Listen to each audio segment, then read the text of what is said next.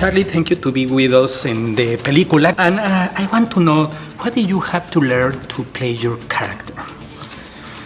There were some skills that I had to learn. Sword fighting being primary among them, and there was a little bit of some dialect work because although I'm English, I'm from the north of England, and this is a southern dialect. So there was some sort of technical stuff to learn. But really, as with every character, I had to learn what motivated Arthur and what the heart of this character was, and try to figure out how, through that story, that Guy and I could imbue the story with some of the things that we were interested in life, to put some of our heart into it and try to give the story some substance along with the spectacle of the world that Guy created.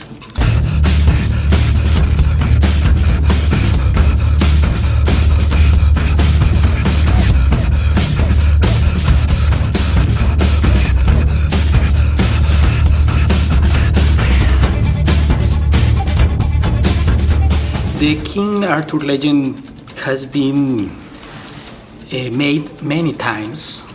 And what is the difference in this one? The difference here is we were approaching it from the childhood of this man who was nobody, who started from a noble beginnings,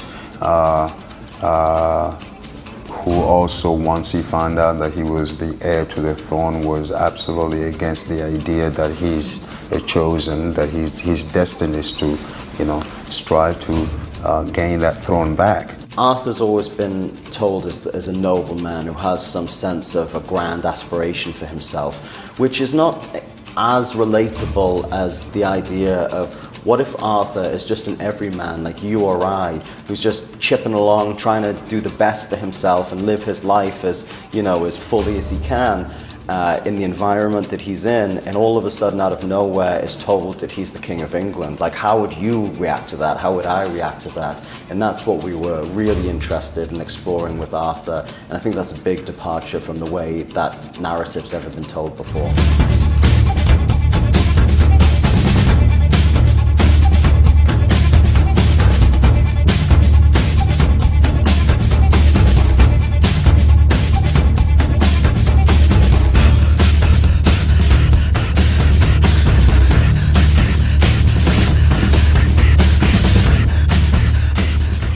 Did you know that the music was going to be an important part from the storytelling?